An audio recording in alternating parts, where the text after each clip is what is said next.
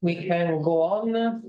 So I am the second this afternoon for this morning for Europe. So I will introduce myself, which sounds quite strange, but yes, I will do it. So I am Piergiacomo Severini. I got my PhD with the additional title of Doctor Europeus at the University Gabriele D'Annunzio of Chieti Pescara, after having spent 1 year at the University of Zurich in Switzerland. Since October 2023, I am a JSPS postdoc research fellow here at the Nanzan Institute for Religion and Culture, and I am currently working on an intercultural dialogue between Nishida Kitaro and Jeanne Hersch, starting from their different conceptions of freedom. Among my publications, I'd like to mention Being is Doing With, Freedom and Existence in Jeanne Hersch, published in 2022, and there is someone promoting my book. We didn't prepare this, I swear. And Oblique Paths to Truth, Myth and Bodily Elements in Simone Weil, Jeanne Hersch, Maria Zambrano, published in 2022. Today, I analyze some original passages in the reflection of Jaspers, Jeanne Hersch, and Nishida Kitaro to refer to them as effective attempts to show that technology, science, and philosophy must complement each other in the path of every human being. And the title of my presentation is Knowing the Real, Glimpsing the Meaning, Jaspers, Hersch, and Nishida on Technology, Science, and Philosophy. So give me a moment to share the presentation.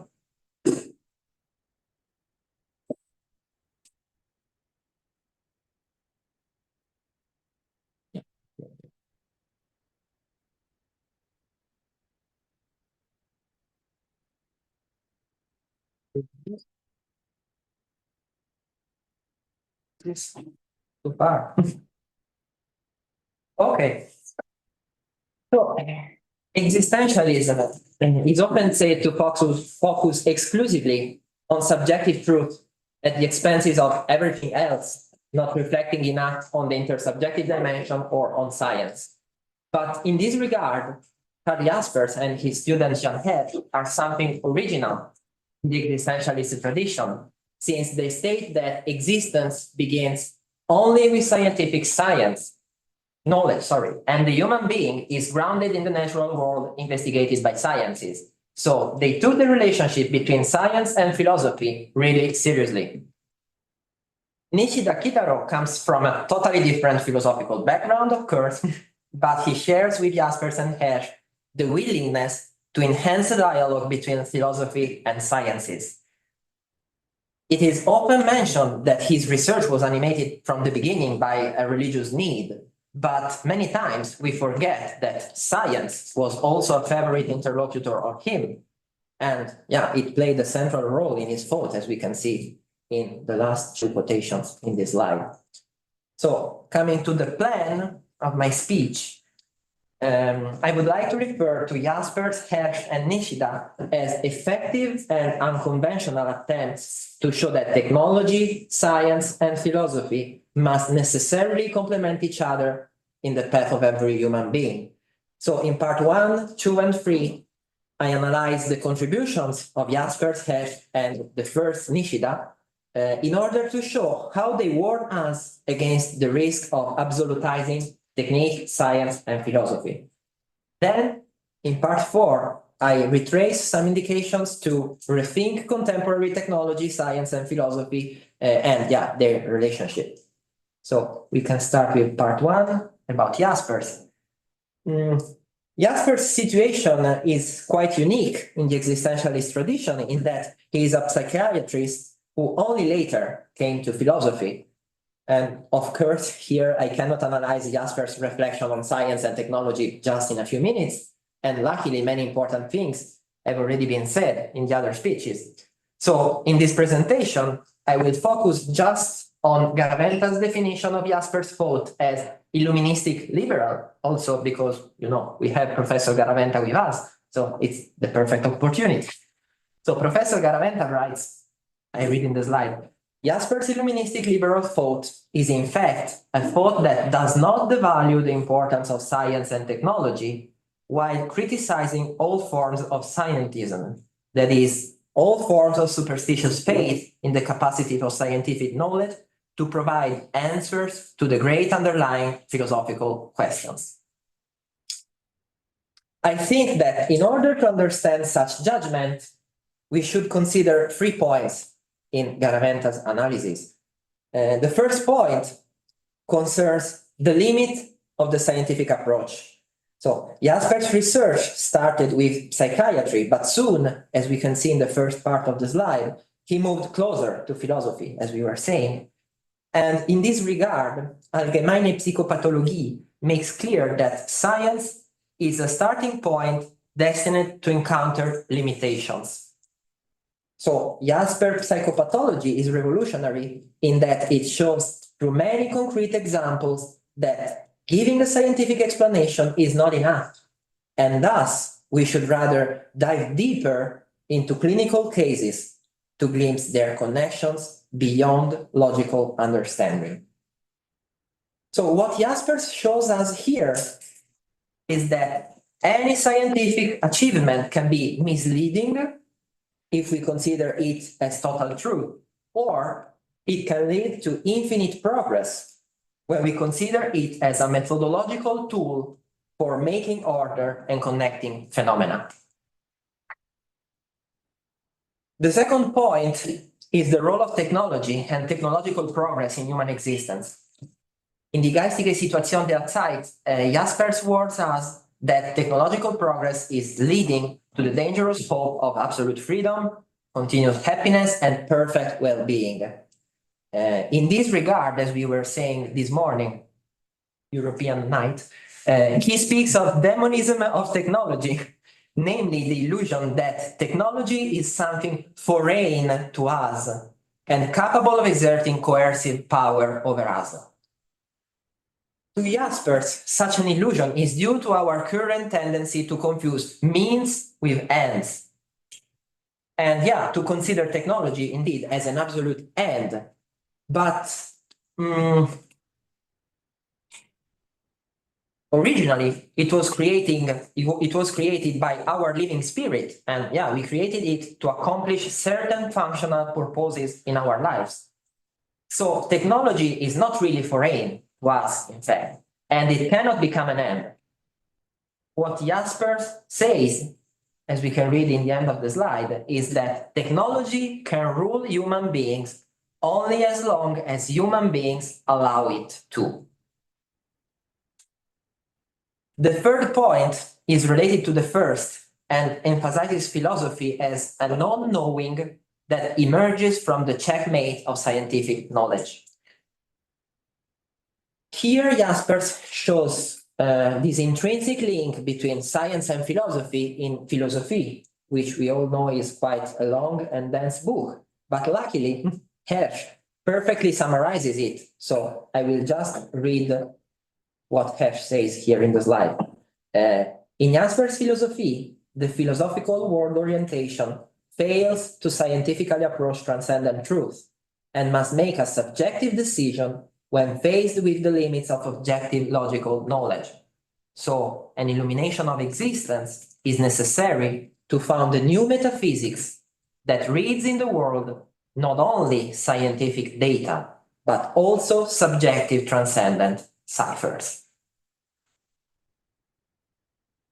So to conclude, Jaspers tries to show the limits of science, of course, but saying that he does this in an illuministic liberal manner, as Garaventa says, means that he tries as much as possible to be rigorous, even if he admits, of course, that there are no objective solutions to the deepest existential questions. So the first thing that I want to remark here, and that can be relevant for the reflections that we are bringing forth, is that rather than opting for irrationalist or nihilist drifts, he distinguished between two different levels of rationality. That, the level of the scientific intellect, which offers certain, though limited, knowledge of the phenomena, and that of reason, which reflects on what is beyond phenomena without denying them. So, without denying them. And as Jaspers says in Existence Philosophy, it is necessary, in other words, that we start thinking where knowing ends. And in just a word, the second thing that I want to remark here is that philosophy must take care of this all, of this interaction between thinking and knowing. While coming to technology and science, they are not just good or bad in themselves. Rather, all the problems arise when we confuse intellectual activity with rational activity in the sense that we have just seen. So let's go on with part two about Hersch. And the peculiarity of Hersch is that she always tried to be present in her own time, as she frequently recalls. And this means that she was really attentive to grasp all the concrete challenges to human freedom and to address them in order to awaken as many people as possible to a free existence. So in 1966, at the beginning of her term for UNESCO, when she was asked to add a couple initiatives to the program established by the organization, she proposed a research on the assimilation of science and technology in Western societies, as we can read in the slide, from the point of view of their genesis and historical becoming. Their living doing, this living doing is the essential part. And yeah, in this final quotation of the slide, she identifies three concentric levels in what she defines scientific activity. And I read the quotation. If we ask ourselves about the meaning of scientific activity, we can distinguish three concentric levels, of which the first is peripheral and the third is truly central. A, activity finds its meaning in the aim of a technical application. B, activity finds its meaning in the aim of a theoretical result. C, activity finds its meaning in itself, when thought, in the act of searching, experiences the certainty of fulfilling by this act of searching its essential destination, as the painter in the act of painting or the writer in the act of writing. So regarding the first level, the peculiarity of technology is that it was created to provide an advantage to human beings and thus enhance the progress. Because, you know, the human being is one of the weakest living beings. So their weapon of defense to Hersch would be the ability to stop and think, to imagine some tools to be created in order to survive.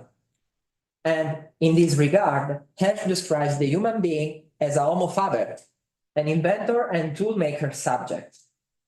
And yeah, you can see in the slide that she also says that we have an imaginative reason, namely we use reason and freedom together to achieve goals initially impossible to our weak nature.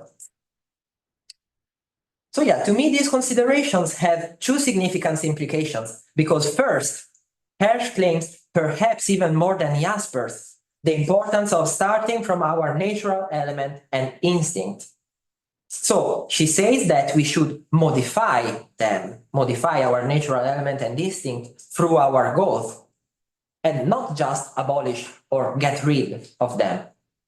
And yeah, in this regard, as we can read here in the slide, she states that technology is the finalized determinism of man. Finalized determinism of man. And yeah, the second point is really fast because we have seen it also in Jaspers, and it is that the goal of technology cannot be a fully and constantly satisfied materialistic well-being. The second level of scientific activity is the logical knowledge that characterizes science. Of course, also in this case, there are some passages that I deem particularly relevant. The first one is that, like technology, science arises when we distance ourselves from our object. But in the case of technology, it is a matter of doing something useful. While in the case of science, to her, it is a matter of seeing something beautiful. And in this regard, Hersch links back to Oppenheimer and his idea that science was born to decipher the beauty of the world. The second remark is that Hersch says that science is our attempt to penetrate the secret of nature with existential reason. So he speaks of an existential reason. And this existential reason really recalls Jaspers, because to Hersch and Jaspers, only by doing science can we exist. So Hersch says that every existence begins with a subject who is captured by the beauty of the object. So this subject stops and bridges the distance from its object by glimpsing the noumenal in the phenomenal. But yeah, for the ones acquainted with Jaspers, you can understand that this is exactly Jaspers' reading of ciphers in the natural world. So to conclude, let me add just one thing about science in Hersch, because I think that Hersch's conception of science goes beyond Jaspers, since she transforms Jaspers' passion for scientific precision into love for the beauty of the world. And yeah, in this regard, the final quotation in the slide is decisive, I think, so I can read it. Hersch writes, "Science becomes a prayer inspired by the inexhaustible richness of the world. It gives appearances an added reality, discovering in them deeper coherences." Coming to the third level of scientific activity, in her writings on technology and science, Hersch gives no further indications on this level. But I am convinced that she does this because this level is not only the heart of scientific activity, but also the very foundation of her whole thought. So basically, the topics and themes that she investigated in the 1930s and in the 1940s. This is the reason why she doesn't write nothing more. She writes, nothing more in this reflection on technology and science. So if my interpretation is correct, this third level is the activity of incarnation analyzed in L'être et la forme. And I don't have the time to dwell deeper in these central passages of Hersch, but luckily yesterday Professor Tarantino already said something about it. So I will just add one thing about the interdependence between science and philosophy.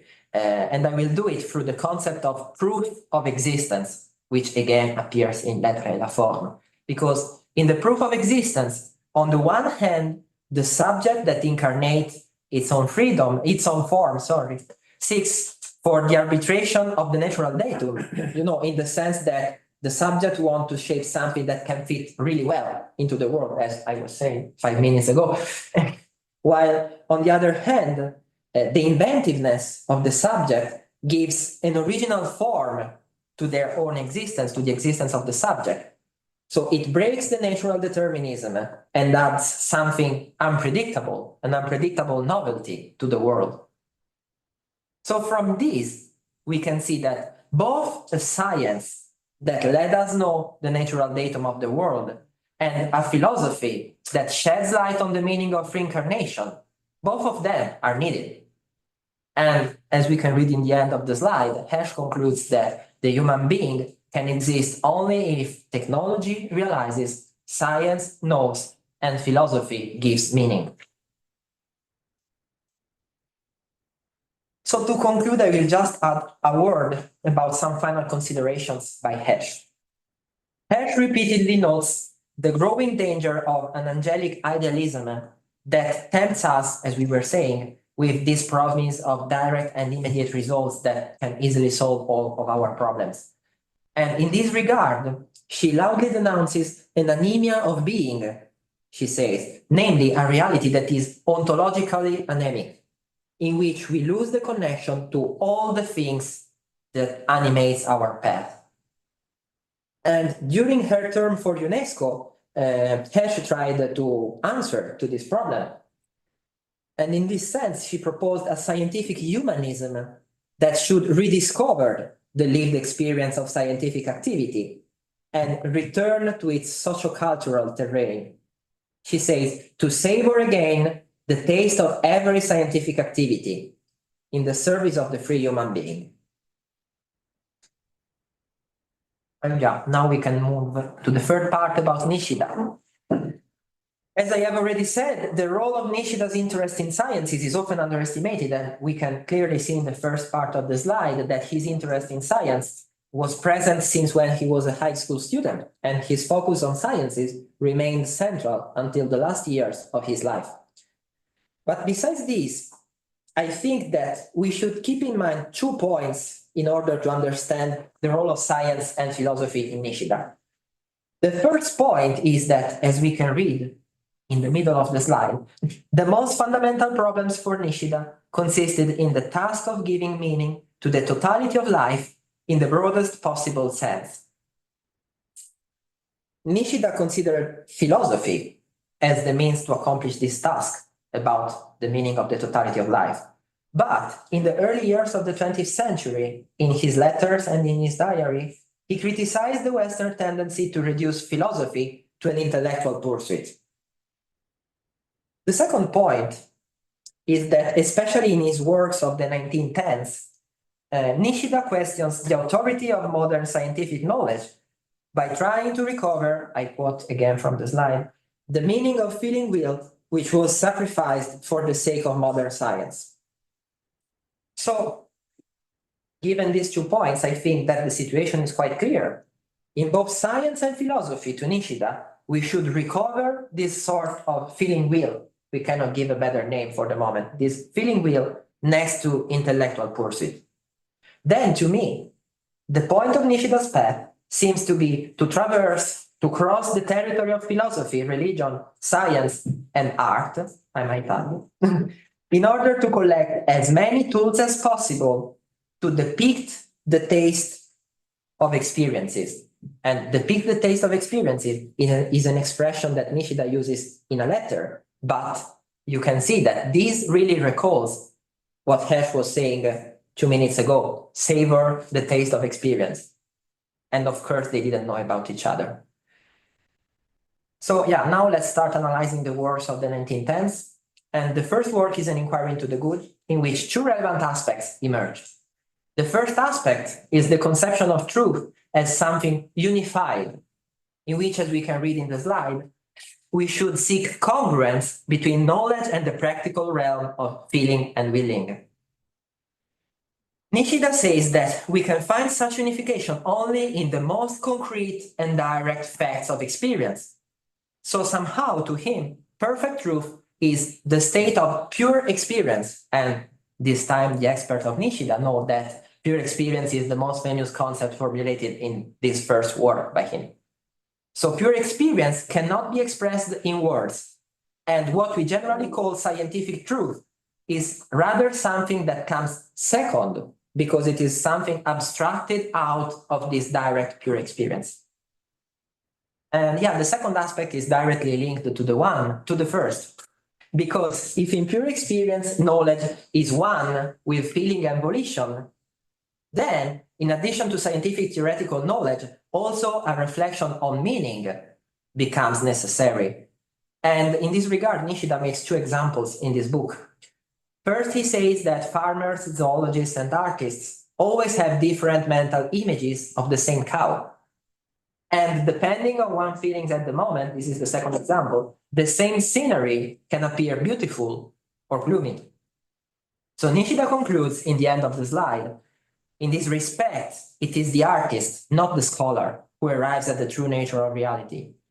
Each and everything we see or hear contains our individuality. The second work is thought and experience. And the first gain here is the direct reference to bodily lived experience, which, yeah, we can find already in the original title of the work, Shisakuto Taiken. And we don't have something similar in Jaspers or Hersch. So in this sense, Nishida adds something relevant and original to our reflection. Then the second remark is the dual reference to the pure logic of Rickert and the pure duration of Bergson as 2 philosophical impulses that should be held together. And yeah, it is relevant because we can see that once again, pure logic is not enough and something more must be added. The third remark, the most important maybe, is about intuition, because in this book, Nishida frequently quotes Cohen, and Cohen states that the activity of thought consists in producing something new, says Nishida, rather than simply connecting. And yeah, what is this something new that is produced? This something new is exactly the meaning that we have already encountered in an inquiry into the good. But here Nishida adds something more. because he clarifies that such production of meaning cannot be grasped only through the logical understanding, and also intuition is needed. So finally, we can give a name to that feeling wheel we said at the beginning of the part about Nishida. And the name of this feeling wheel is exactly intuition. Intuition is that something that must be added to pure logic to get the meaning. The third and final work is Intuition and Reflection in Self-Consciousness, in which Nishida tries to rethink each dimension of the real in light of self-consciousness. And here I will go really fast, because as we can see in the slide, Nishida keeps adding new elements, but still the conclusions that he reaches are in line with what I've found in his earlier works. I will not read the quotation, but we can see that once again, reflection and intuition, or thought and immediate perception, really depend on each other, as in the two previous works. So before going on, I would like just to say something really fast about technology in Nishida, because it should be one of the topics of my speech, but I said nothing about technology in Nishida. So the only thing that I want to say is that in the empirical sciences, Nishida reaches conclusions that are really similar to that of Jaspers and Hersch. So I will just read these 3 points, these 3 similarities between this text by Nishida, Jaspers, and Hersch. So first, a recovery of science as lived experience must pass through the mediation of technology. Second, technology must be held as a tool to be given an end. And third, thanks to the body and the tool of technology, we can conceive of our relationship with the world in terms of poiesis. And this poiesis, to an Hersch reader like me, really recalls the concept of incarnation in Jeanne Hersch, indeed. Coming back to the main topic, also technology should be the main topic. Unlike Jaspers and Hersch, Nishida does not come to formulate some proposal about the relationship between technology, science, and philosophy. By the way, he gives a clear indication in thought and experience, and I am reading the slide. Not only in philosophy, but also in the sciences, art, and so on. Contemporary currents of thought are on the one hand subjectivist and idealist, and on the other hand, they are analytical and pluralist. The singularity of various knowledge is clearly expressed, and at the same time, there must be something that unifies knowledge. I look forward to the day when the world of contemporary thought will find Heinrich's blue flower. So what is Heinrich's blue flower? The blue flower is a tale by Novalis, which tells of the contrast between a pure intellectual way of understanding the world and an imagination that is still capable of spontaneous feeling and intuition. So Heinrich, who is the protagonist of the novel, should represent the intuitive approach, while his father should represent the intellectual approach that characterizes also contemporary technology and sciences. In this story, Heinrich dreams of the blue flower, and Novalis says he experiences the wonder of the world and comes back to dialogue with it. But suddenly, Heinrich is awakened by his father.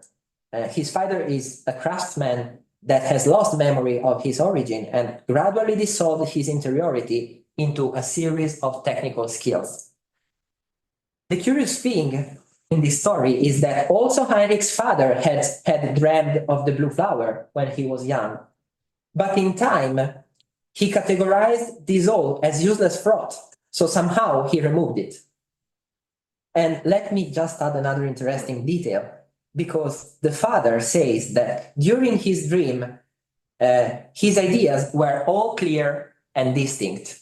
But you can clearly understand that this is a clear provocation to Descartes, as if dreaming intuition can be somehow more clear and distinct rather than typical theoretical activity that Descartes was defending.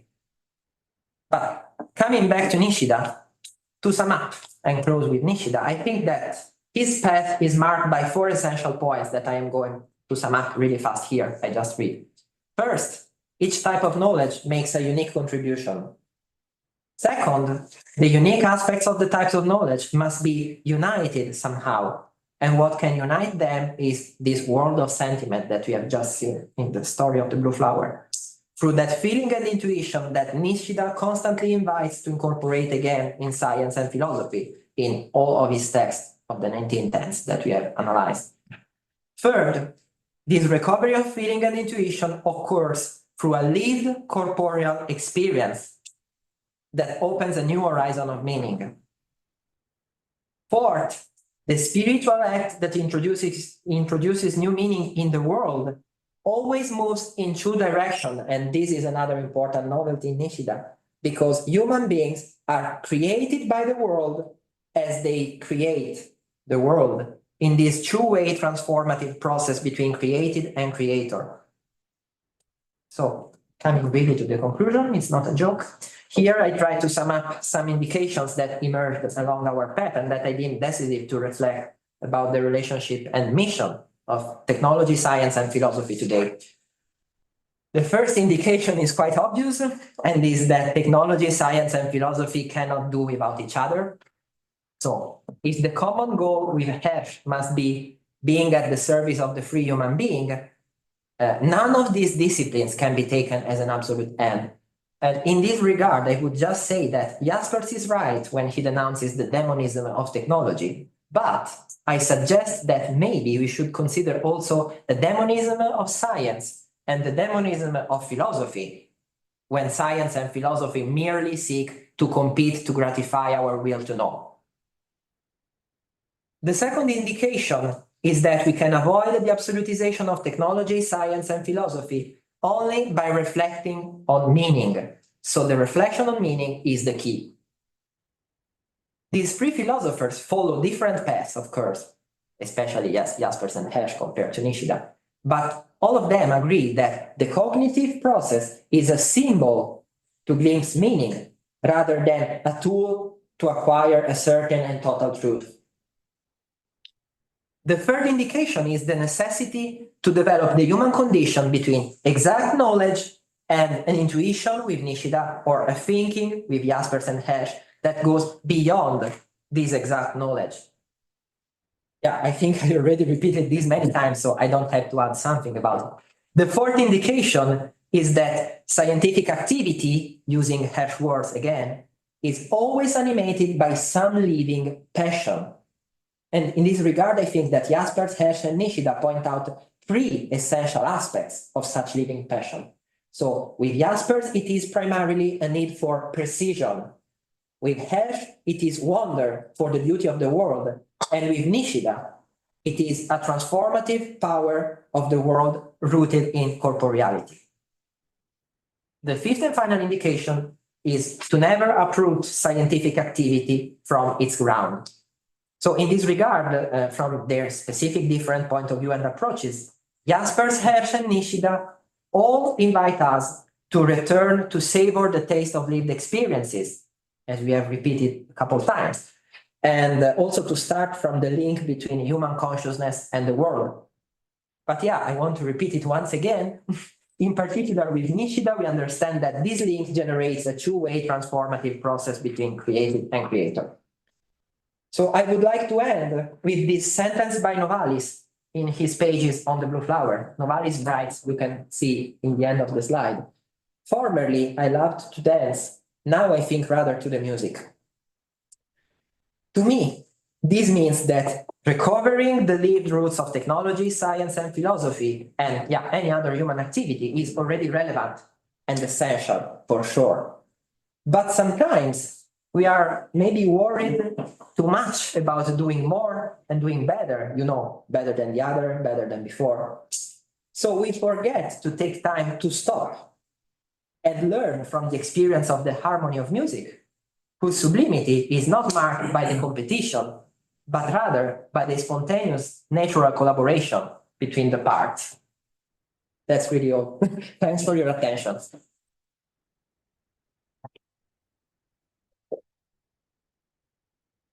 Yeah, I would say there is a short bibliography, but actually it's not short.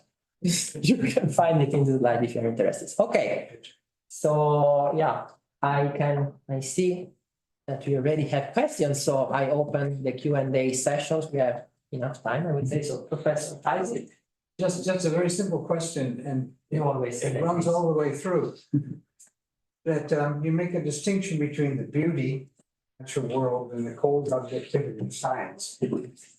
For scientists, there's a beauty in the scientific formula. Some years ago, we had a conference on the notion of cultural between scientists and religions. So we decided to have a second conference.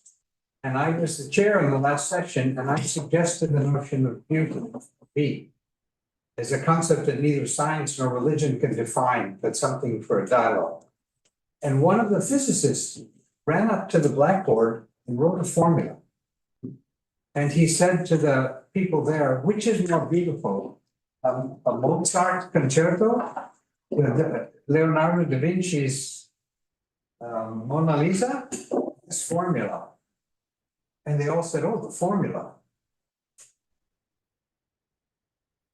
So I think the concept of beauty is not necessarily perceptual, limited to the perceptual, to the audit, to the visual, but there's a sense of beauty also in laws and concepts, in imagination of mathematical formulas. So I just wonder if that distinction is too drawn too tightly. Okay. At the beginning, I was wondering, who are you criticizing now? Because this is exactly the point. Hersch says it explicitly, but Jaspers would agree. I mean, it's just not Jaspers' approach saying that science starts from beauty, but I think he would agree. And somehow, I think that it's the same with Nishida. He wouldn't say that, he wouldn't say in his word, but he would agree, I think. But yes, then I understood that you were not criticizing this, because this is exactly the point of the three authors that I am talking about today. They felt that science is not only, as we were saying during the discussion, cold impersonal reflection. There's more. And especially Hersch, I mean, there is a passage that I couldn't quote. She says, it's not true that science denies freedom just because, you know, the laws of physics are necessary. Rather, science is, she says, the biggest monument to freedom that we can erect in our life. She says, yeah. So yeah, I got that you are not criticizing. The second thing that I thought about while listening to you is that you say you can still imagine this beauty. You just said you can imagine this beauty. It's not just about seeing, but this is exactly what Hersch says, and also Jaspers. I think you cannot find this in Nishida because, as you know, I think that Eastern thinkers stay in the reality too much. You know that the thing that I don't like about Japanese thinkers is that sometimes they are too immersed in the direct experience, which was I was saying yesterday after your speech. Sometimes they should understand that some distance can be useful to see things better. So Hersch and Jaspers would say, this is exactly our point, because to imagine, you need, first you see something that attracts your attention. You stop and you start thinking at it. You imagine. It's exactly this moment. I think the perceptual imagination and the mathematical imagination are very different. Of course, there are different ways. Maybe Nicolas, whether an aesthetic theory is just. So I wanted to ask, in which sense we are talking about beauty? So which kind of beauty are you thinking to when you say that a mathematical formula is beautiful? Probably Luca will say that a mathematical formula is beautiful. In which sense? So which kind of beauty is in it's I have to pretend to be Jeanne Hersch. I will enter in her mind. She would say it's a matter of value. It's a matter of value. It's beautiful to you because it's something that attracts your attention, and it attracts your attention exactly because you find something that is worth it in this thing, something that you want but you cannot really possess. Can it be ecstatic as well? Yeah, you get absorbed into the immensity of course. This is the reading of the side. Depending on the intensity. And you know, in Hersch, the highest level, as Professor Tarantino was saying yesterday, is when freedom coincides with necessity. And when does freedom coincide with necessity? When the value that you glimpse in your object is total. So you see the totality of the value, and the freedom coincides with necessity because you just have to say yes to this thing because it is too important for you. As in the case of Antigone, which was reminded, Antigone knows that she will die. If she buries her brother, both her brothers, she will die because of the laws of Stephen. But yet, she accepts this because she says, this is too important for me. I cannot say no to this. This value, the value of family, barring her That's brother. very interesting, this necessity and freedom coming together. This is the This highest level. physicist who ran up to the board to write, he told us later, he said, I'm a Christian, but I just read the opening of the Bible a little different. I think in the beginning, God created the laws of the universe. There's nothing more important, more basic, more a unification of freedom and necessity than the laws of the universe. And it's really As a practical. physicist, that's Yeah. how he, I mean, the one who wrote the formula on the board. yeah. Of course, his experience is totally different from the others. So also Right. other people should say, wow, yeah, this formula is really beautiful. But as Nishida would say, every one of them has a different image of that formula. Like the example that he did, no, of the zoologist, the farmer, and Yeah. there is, I thought. Yeah, perfect. 2 minutes to ask to a real mathematician that we have here. It's not this sense for you is mathematical formula is beauty. Well, we have to distinguish two types of mathematical formulas, one from pure mathematics and the other one from physics, because the experiences are a bit different. In mathematics, you call something beautiful when you see the connection and the depth of a formula which is able to connect fields or phenomena which are not connected in an obvious sense. Suddenly, with a formula, you are able to see the connection between fields or objects in mathematics that are not obviously connected. So a sense of beauty is without any doubt connected with a sense of depth, right? You have the perception that you discover something deep. In physics, well, this, in my opinion, I'm not an expert, but this has something to do with the fact that you are wondering why mathematics is effective in physics. We don't know why mathematics is effective in physics. We don't know why this tool that we have, this abstract language, can somehow express and capture the behavior of physical phenomena. So I think the beauty of a formula in physics consists in the simplicity of a formula that can be expressed in a very elegant language and can capture very deep phenomena in physics. But the beauty consists, I would say, in the fact that we know that it works, but we don't know why it works. So we know that this formula is effective, but the reason why the universe is something which is intelligible to us still is a mystery to us. It's not transparent to our knowledge, the fact that the universe is susceptible to this kind of knowledge. So a physicist was talking about the unreasonable effectiveness of mathematics and physics. And I would say that this is what arises, the sense of beauty and the sense of gratitude towards the universe. If we look at the fundamental laws of physics, sometimes they have a very, very simple form. If we think about the law of universal gravitation, well, it's just a fraction. You have the product of the two masses above and below. You have just the square of the distance between the two bodies. So it's something which is really of an astonishing simplicity, and should ask himself why it is so simple. As it's part of the beauty of the experience of the beauty. Hearing this, I was thinking of two things. You use the word gratitude, which eventually is a word that also Hersch uses.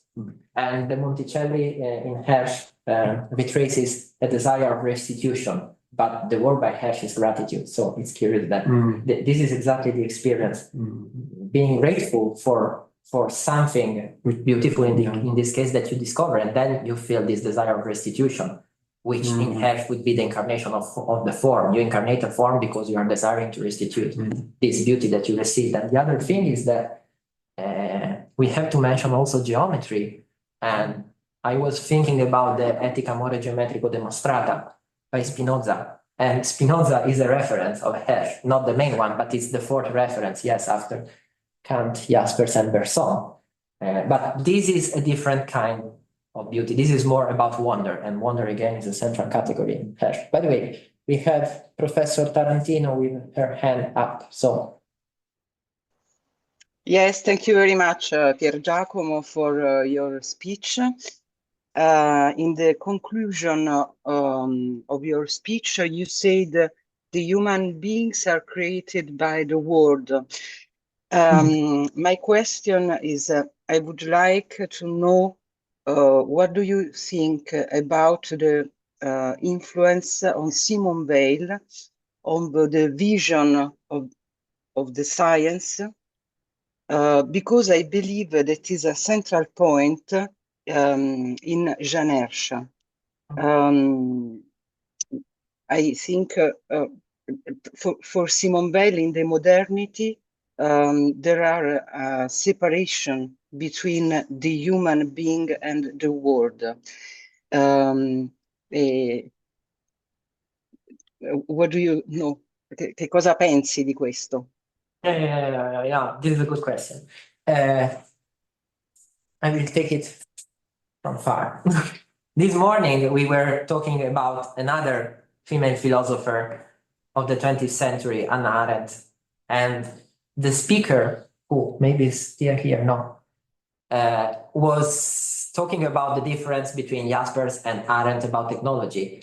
And one of the differences was that to Arendt, technology can be useful to come back to our relation with the world, real relation with the world, not now I'm thinking of fake relationship. I would say inauthentic relationship, but this would sound too much like Heidegger. But Professor O'Leary is gone, so I can quote Heidegger. So yeah, all these female philosophers somehow enhance this binding with the world in their way. Simone Weil writes l'enracinement, which is exactly what you were saying. Arendt speaks about this topic, and again, as you were mentioning, Hersch comes back to the world and this desire of restitution. So this is an essential category in all of them.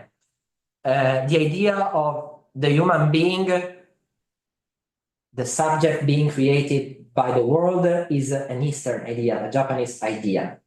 If you want my opinion about Eastern influences in Simone Weil, I think that Simone Weil didn't really understand the Eastern philosophy. She approached it because she was interested in this concept of emptiness and void, but I don't really think that she had enough time to understand it properly. Maybe she had a similar experience, but I don't think she really mastered this concept.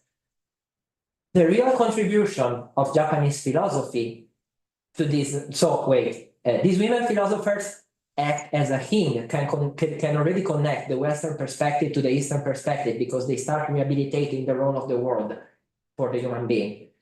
What misses in them is exactly this experience that is typically an Eastern experience of the world that creates the subject, while the subject creates the world. And I say that this is something completely Eastern because in these women philosophers, of course, there is this pietas, this piety that we were mentioning yesterday. But I think that these women philosophers are still too interested into the creation of something new, which is a typical Western peculiarity. And we know well this about Jeanne Hersch. As I conclude my book, sometimes his theory of freedom can become a theory of the free act because she's just interested in incarnating new forms. Sometimes can be a bit too much. As the Monticelli says, sometimes we have also to stop and to say thanks. She was saying this, I think, in the homage for, the celebration they were organizing before Hersch's death for her 90th birthday. The one that they never did, and then Monticelli published the book with all the contribution. No, she was saying, looking at Geneva, I find the Swiss spirit in Jeanne Hersch because she was really into doing, but sometimes we should also rest. The Eastern thought can teach this to the Western thought. Creating is important, incarnating is important, but also the world influences and creates us. So it's not all about us. We are acting, we are creating into a world. This is, to me, the contribution of the Eastern perspective in general, not only Nishida. But no way. The Western tradition would disagree with you that the world being itself a creature cannot create, and that therefore the human soul as a transcendent or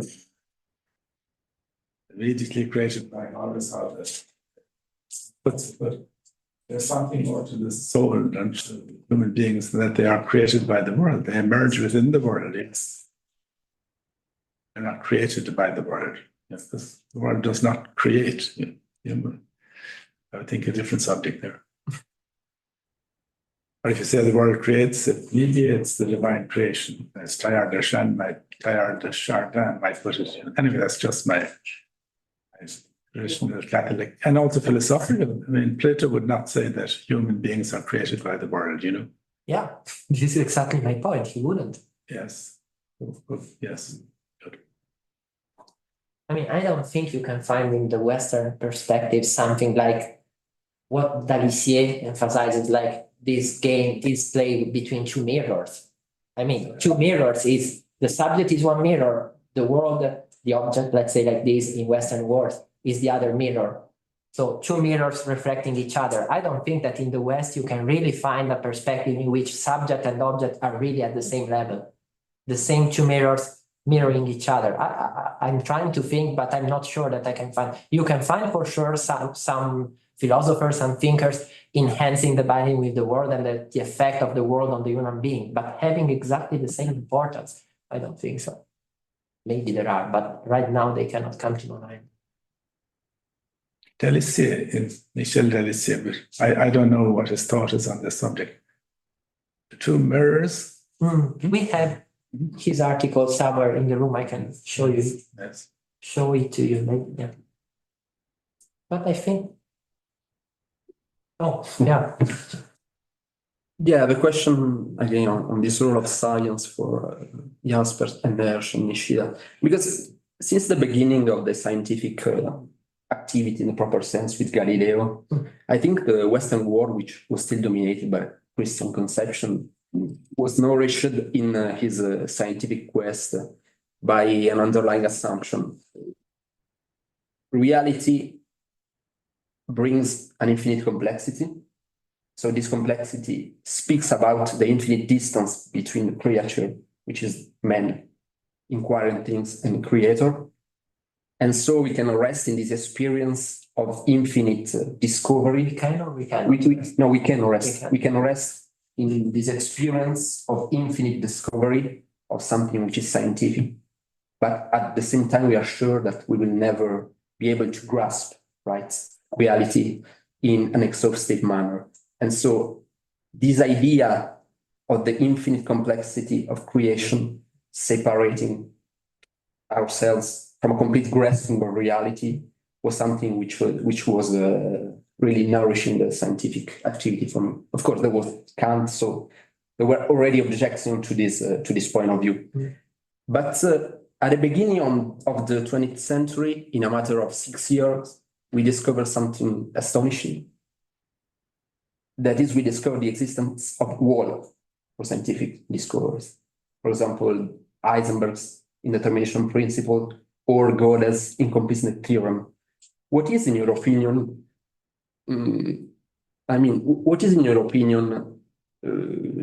what do Jaspers and Hersch would think about the discoveries? The fact that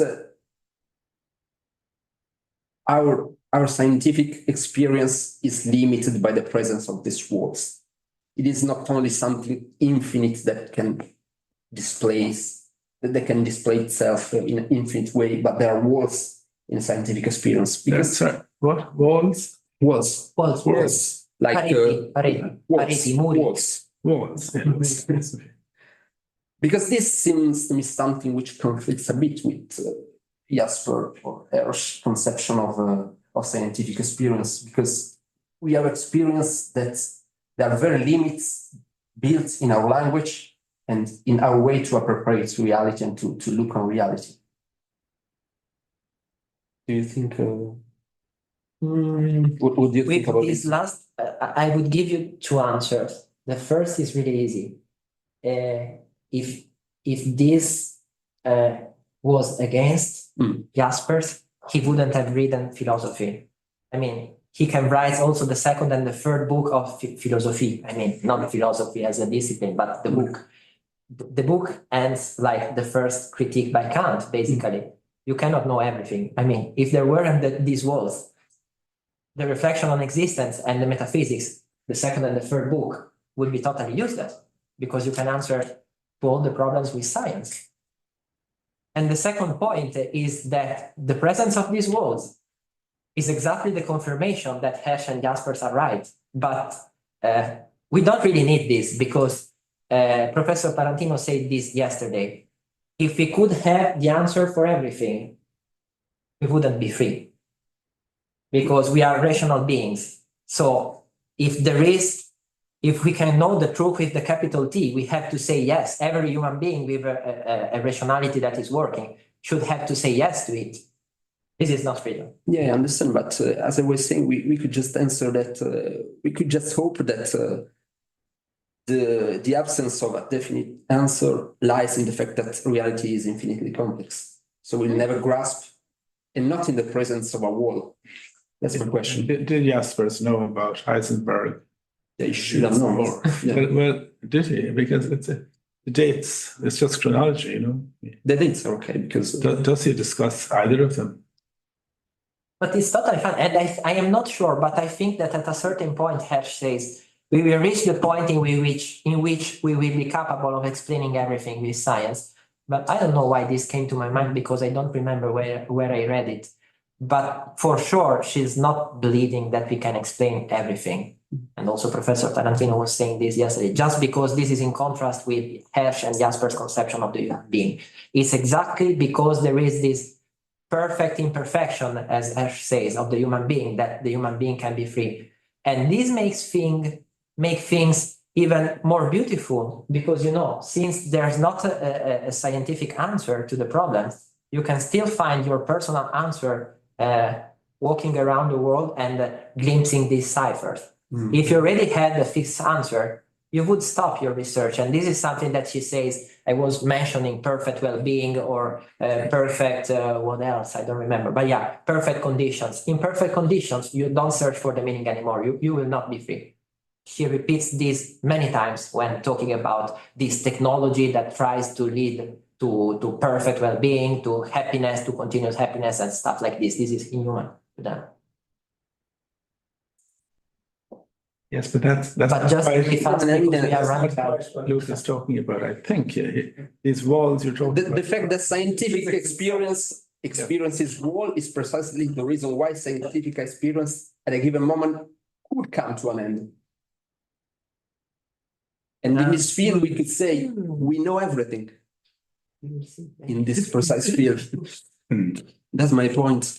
We would know, That's my anguish. we would know everything, but we would still have only reached the wall, right? We would have reached the limits of the Yeah, wall. we reach the wall. We spoke, We don't know everything, but we reach the wall. for example, of the sonata form in Beethoven. How can you write a sonata after Beethoven without repeating something that's already completed and finished? So probably Goethe could feel something similar related to mathematics. So sometimes we will arrive to a limit that it means that there is nothing more that we can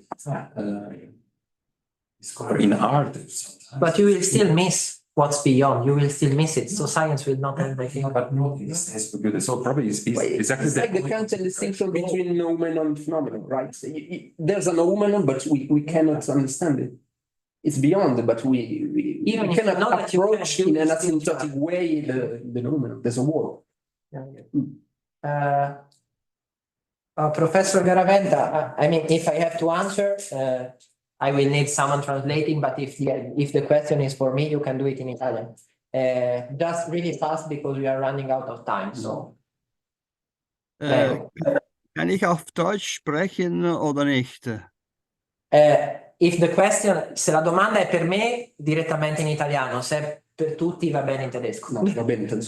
No, a parte lui. In italiano. In italiano. In italiano forse diventa un po' lunga. E il mio problema comunque è molto semplice. Die Frage ist die Frage nach dem Leiden und nach dem Bösen und nach dem Übel. Io penso che in Jaspers per me è chiaro. Für mich bei Jaspers ist klar, tutta la sua filosofia muove dal tema, dall'esperienza del dolore. E io penso che tutte le forme di filosofia esistenziale e anche in fondo religiosa partano da questo problema. Non sono tanto i limiti della ragione che portano a parlare della trascendenza, sind nicht die Grenze der Vernunft, die uns zum Sprechen über die Transzendenz, sondern ist die Erfahrung des Leidens, die Erfahrung des Bösen, des Übels, l'esperienza del male, del bene fisico e del bene morale, Übel und Bösen. Ecco, per me in Jaspers è chiaro, Jaspers cerca di parla di questo Umgreifen Design, perché l'Umgreifen Design è quello che dà senso. Ne? Das Umgreifen Design gibt Sinn, ist die Sinngebung, ist der Horizont des Sinnes. La vita è Leiden, la vita è Kampf, la vita è dolore. Nonostante questo, qui c'è sempre il famoso riferimento a Geremia. Io penso che Geremia sia una figura fondamentale in Jaspers. Jeremias ist eine fundamentale Persönlichkeit im Denken Jaspers. Quando Geremia vede la distruzione in cui è caduto il popolo di Israele, che cosa dice? Was sagt er? Dice però Dio c'è. No? Questa è la cosa fondamentale. Ecco, per Jasper vuol dire il senso c'è. Der Sinn ist da. Trotz allem, also, sebbene la vita sia dolore, lotta, guerre, sangue, distruzione, dietro c'è un senso. Questo è il senso, secondo me, della transcendenza, cioè l'essere, das Umgreifende, ist di Positivität, di Sinnhaftigkeit. Ecco, vorrei capire in Hersch e in Nishida c'è questo elemento o no? Perché è chiaro che questo elemento, l'elemento del böse, è quello che di solito per me mette più in dubbio la possibilità di parlare di una trascendenza immanente. Perché se tutte le forme di panenteismo, panteismo o besser panenteismus, hanno il loro problema soprattutto nella presenza del male. Come fa la realtà a essere divina se c'è il male?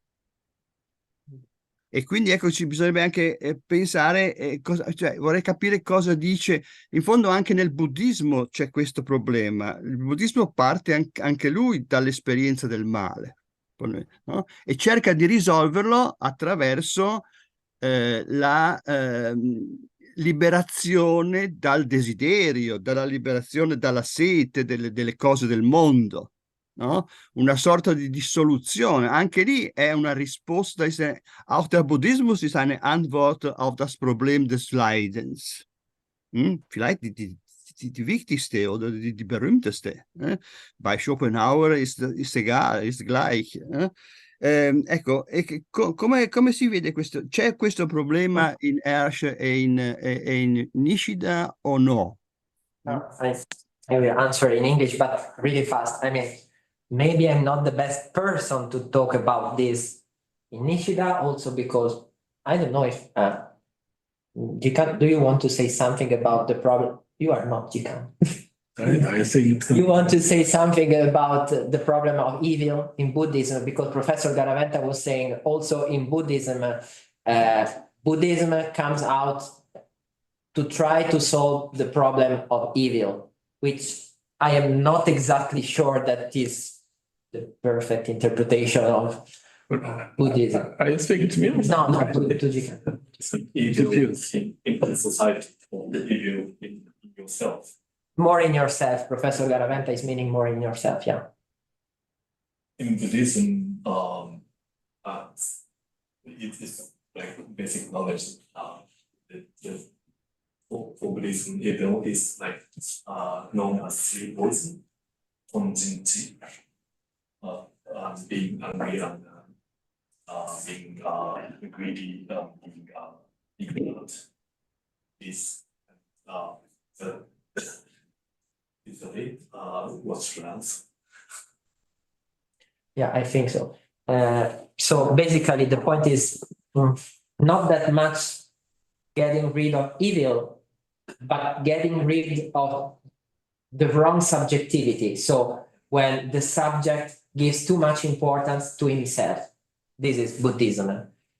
In Nishida, there is something similar, I would say, but I'm not the best person to answer to your question because I never really appreciated this tragic aspect in Nishida's life. Also, many of his students, if you ask them, they were saying there are always this note of sadness in Nishida, which you can really find in his text. And you can find it also in Ishitani, so it's quite common. I think you can find it also in Tanabe, maybe. So it's quite common to the philosophers of nothingness, as someone has said. But I'm not the best person to talk about this. I can just answer about Hersch really fast. This problem is exactly the first philosophical experience by Hersch. When she was 6 years old, her father, Jeanne Hersch, was at home. It was cold and they had a fireplace at home. So Jeanne Hersch was doubting about the existence of things, and she was saying to her father, who was a mathematician, so totally different from her, she was saying, how can I be sure that something is real? And her father said to her, put your hand in the stove if you don't think that the fire is real. And she was totally disappointed by this answer, because of course this proved that the fire is there, something exists. But this doesn't say to her something more about reality. What is reality? She was totally disappointed, and she couldn't know the real answer to her problem until she met Jaspers. With Jaspers, she discovered that there is freedom. So in front of the impossibility to give a certain answer, a certain scientific answer, you have two possibilities in this situation. One possibility is being stuck there, saying, okay, I cannot find a certain scientific answer to this problem. How can I do? Which was the first Hersch. The other answer is, I have freedom. I can glimpse an answer, which is not certain for sure, but it will be my answer. It is the answer that let me go on. And this is her desire of restitution, the possibility through freedom to still give form to something that you glimpse. So her philosophy was born from this, from the discovery that even if certain knowledge is impossible, you can still find your answer. You are not stuck in this. You always have a second possibility. The second possibility is using your freedom. This would be the answer in action. And yeah, I think that can close the session is up exactly